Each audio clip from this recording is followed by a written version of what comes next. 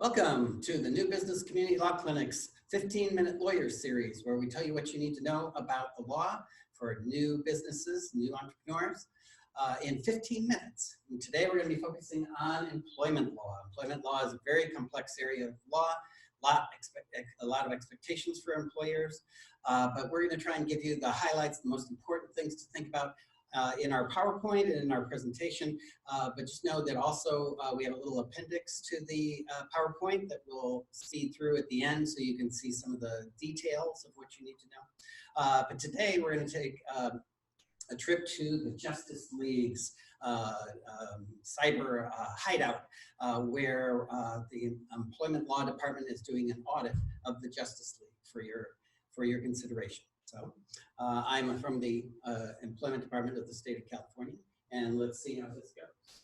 By the way, this is not a substitute for legal advice, which you can only get from an attorney. By the way, we do come down here every third Friday to do these workshops, and we also offer office hours. So if you're interested in signing up in the future, just contact the SBA or contact us on our website that we will provide you with at the end of the presentation. Okay, so we cut to the Justice League inner sanctum.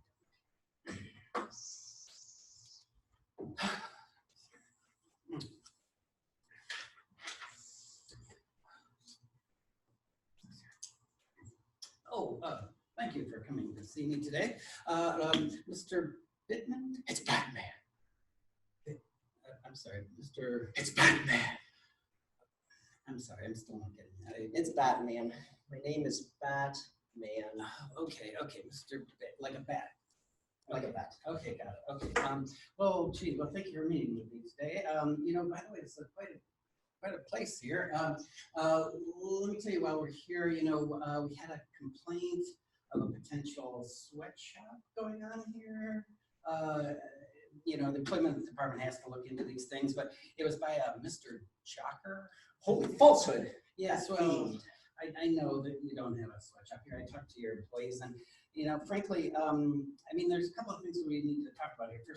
First of all, did you know that you need to register, you know, every time you have an employee with the Employment Department, State of California, federal government? Can I do that using the Bat computer? Oh yes, you can definitely file online, no problem. Yes. So, but here, I guess one thing to think about, they're a little confused. The different workers that are here, they're confused about their status. I mean, they all work for justice and the American way, but they don't seem to have any set hours or like breaks or overtime. Right. Well, we are very independent. So you mean they're independent contractors? And what if they were? Well, you see, so Mr. Batman, you got to understand that there's a presumption in the state of California that all workers are employees. You have to affirmatively lift them out of that. Otherwise, they're subject to, you know, a lot of requirements. If you do have agreements with them, you know, as an independent contractor, then I'm going to need to see those. Well, what do I do if they're employees?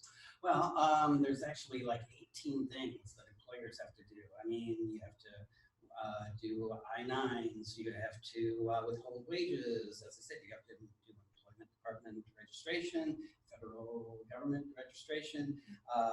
You have to withhold wages and send them to the federal government on a regular basis. I mean, there's just a whole bunch of things that you have to be thinking about. Now, let me ask you this.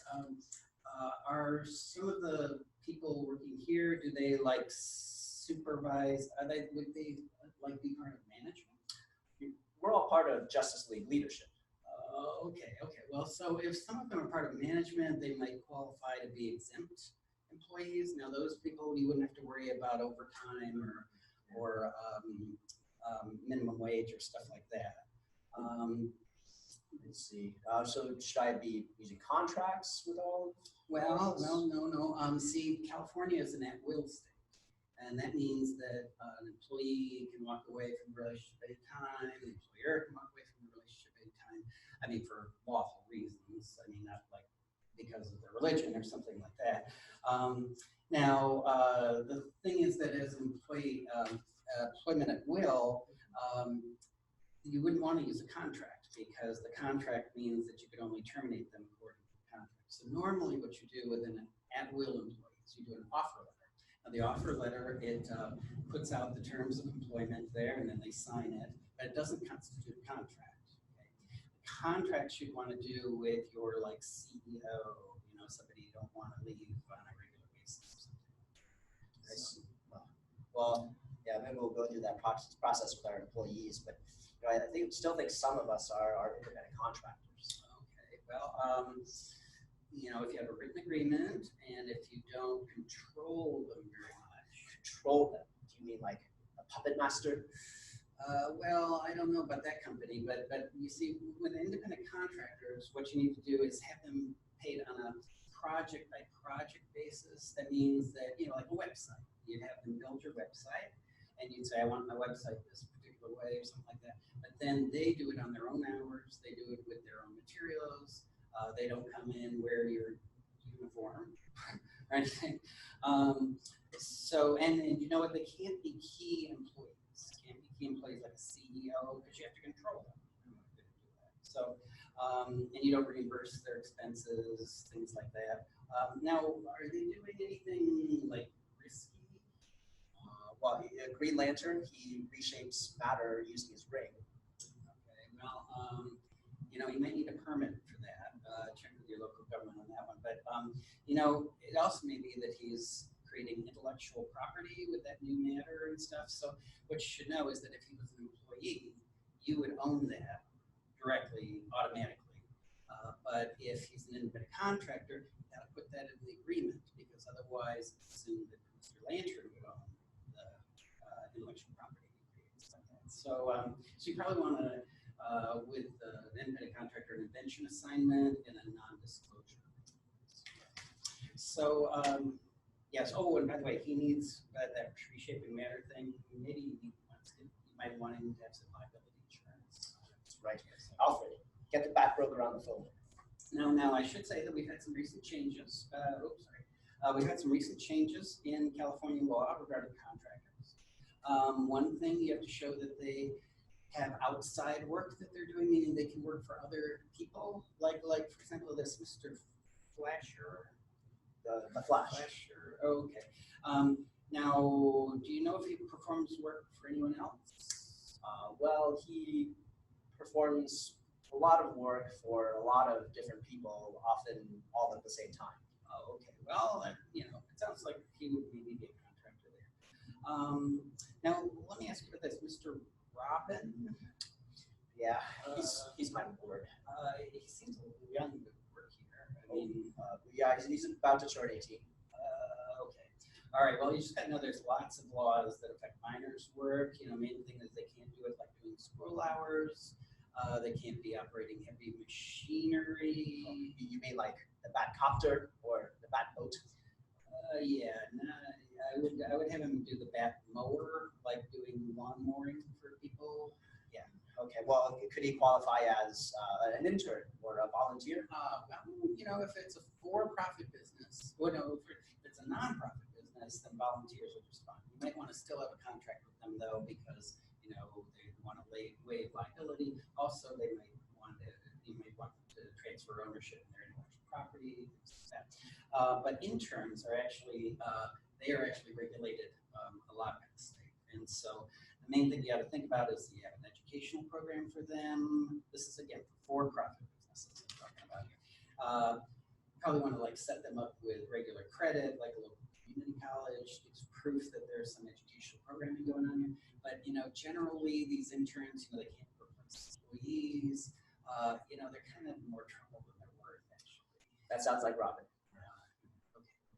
Well, hey, there was another thing. One of your recent hires here, Ms. Wonder Woman. Okay, she said there were some improper questions that were asked during her interview. Well, she was asked about her Amazonian heritage and whether she could fight crime in a push-up bra. Those kinds of things. I don't do the EEO stuff, the discrimination stuff, but you got to be careful with those kinds of questions. Only ask questions related to actual skills they need to do the job. Yeah. All right. so much to keep track of. How do I fight crime and keep on top of all this? Well, actually, fortunately, most employers use a payroll service. Payroll services keeps track of all the filings you have to do. They do the withholding of the wages and send them off on a timely basis. So yeah, definitely payroll service recommended. And it's a tax deductible expense. Oh, tax write-off. That's great. That's right. That's right. Well, so here I would need to give you this list here. I pulled it out. All the things that you need to fix before I come back. Okay, important.